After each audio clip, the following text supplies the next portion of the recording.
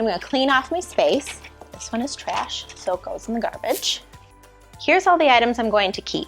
I need to start sorting all of these items into categories. I've created a pantry inventory for you that will help you organize your space. This pantry inventory is broken into the categories that I recommend sorting your shelves and your food into. We have rice and potatoes, veggies and legumes, pasta, meats and tuna, your baking items, sauces, dressings, and canned goods. Go through all of your items, put them into one of these 8 categories, and then we'll talk about how to put them into your pantry. We've sorted all of our items based into these 8 categories. We are going to put all of our items back into the shelves of our pantry.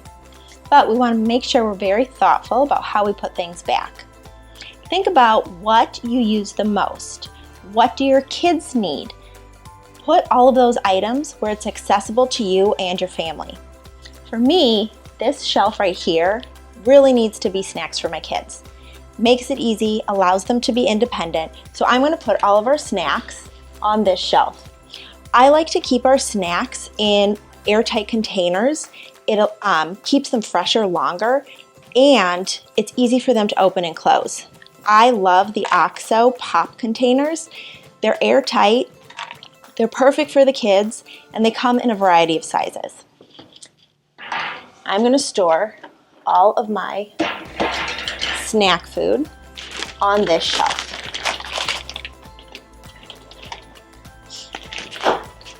So all of our snack food is stored on the bottom shelf so that the kids are able to use it. I like to make sure I have labels on all of my bins. Some of my labels I've printed off using a cutting machine. Others are erasable labels. I like to keep erasable labels on a lot of items that, a lot of containers that we use frequently, and we change up what goes in there a lot. Really the items I use and keep in the same container are the ones that I've made fun labels for. Like this one, our coconut flour. This one has always been coconut flour, so I made a cute label that goes with it. But I kind of change out if I use gluten-free flour or just regular flour or that kind of thing. So I want to make sure that I have an erasable label. One great product to use for erasable labels is name bubbles. Their erasable labels work perfectly. You can also use chalkboard labels. Martha Stewart makes a great one just for that. That's what this is from. Now, the next thing we're going to do is think about the next shelf. For me, I bake a lot, so I want to keep our baking stuff where I can reach it and get to it quickly. So I'm going to store all of our baking stuff on the second shelf. I'm going to make sure that I can see all my labels, and they're all in their airtight containers. With some of my smaller items, I like to keep them in bins. I like to find bins that work with my items and in my space. One of the bins I love is this bin. It's actually a magazine holder that I found at the Container Store. It works perfectly for holding items in my pantry. So I'm going to put my rice and pasta in this bin.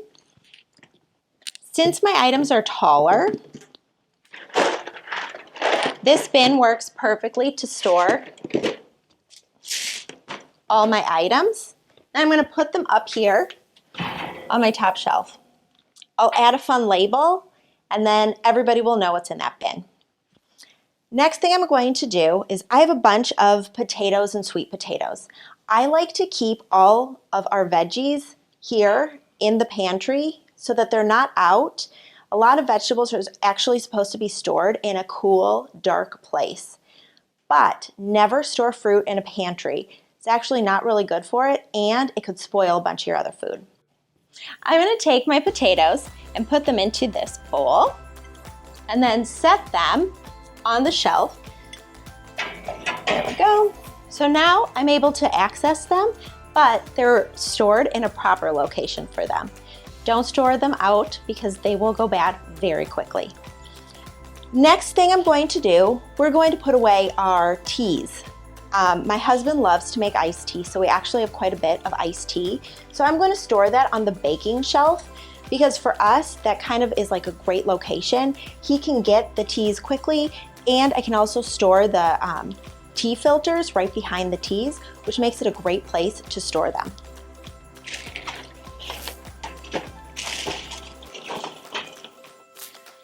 So by keeping my tea and my tea filters together, he's able to pull out all of the things that he needs all at once. So it works out that it's right behind it.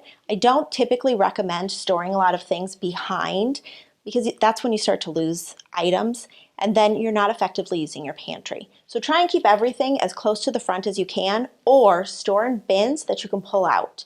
That way you'll be able to find everything that you need. Now I have some bigger items, such as our refill on olive oil. This item has to go on the top because it's so big. And since I kept that up there, I'm also going to keep our rubs up there too. That way they're all kind of together. This is all kind of our cooking, baking type of thing.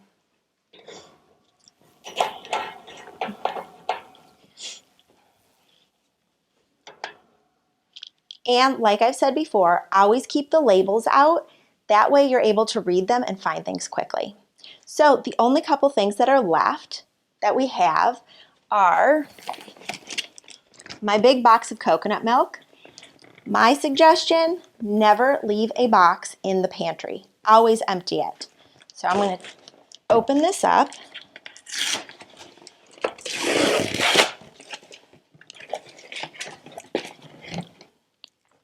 And I'm going to start to store these. An easy way to store your cans, there are can dispensers that you can buy at the Container Store at Target, or you can just use a regular bin like this. I'm going to put all of my coconut milk in here so that I'm never storing a box in my pantry.